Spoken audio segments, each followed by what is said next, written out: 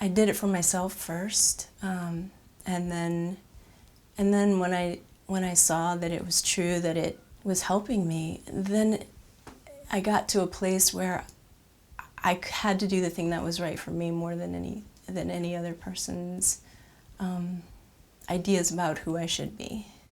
I think there's an understanding that, you know, I might already be different enough being a woman and a black woman that in order to be likable or popular or just get by, that I need to do things in a particularly socially acceptable way.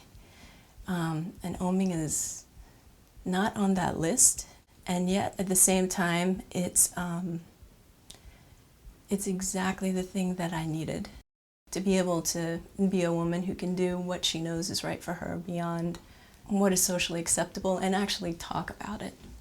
And that's the ultimate self-care, I think. Hi, my name is Jenny and I om.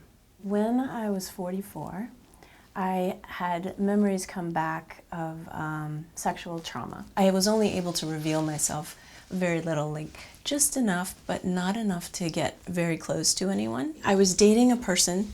I dated him for a long time. I dated him for about 10 years. It was a really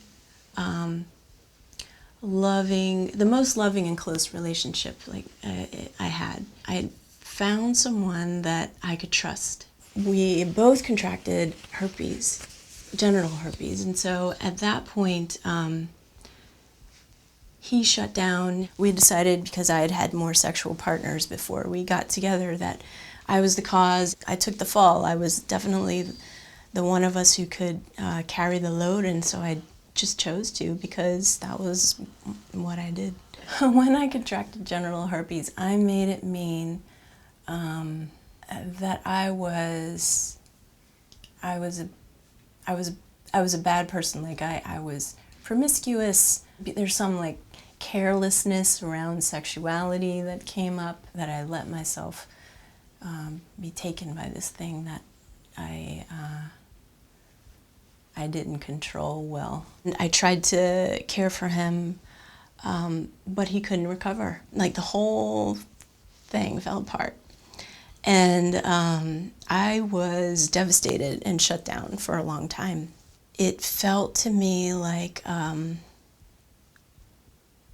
just a confusion of punishment. So I was like on the outside of the acceptable community now.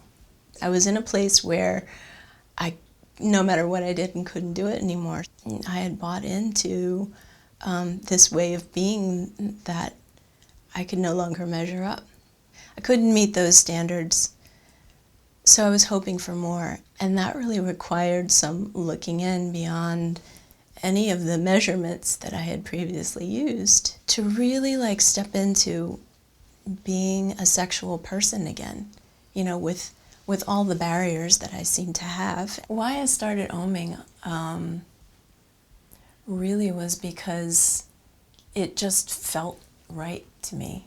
As a single woman, oming with different people was healing for me in many ways. I had to ask first, and that was a big deal, to verbalize, you know, that I wanted a connection with someone. I recognized within me that I wanted to have a particular kind of connection, and I knew that it could be done in a way that was safe for me, that I felt comfortable with. It was surprisingly easier than I thought it would be, honestly. The safety that I felt within that container was, there was an ease to it, and I had an ability to relax in it in a way that I didn't think I could.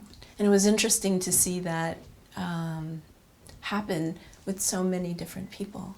Once I felt comfortable enough to step in, the momentum to continue began to build over time. I saw a way to open my life really outside of Om in the same way, you know, slowly until I felt comfortable, and then some momentum built.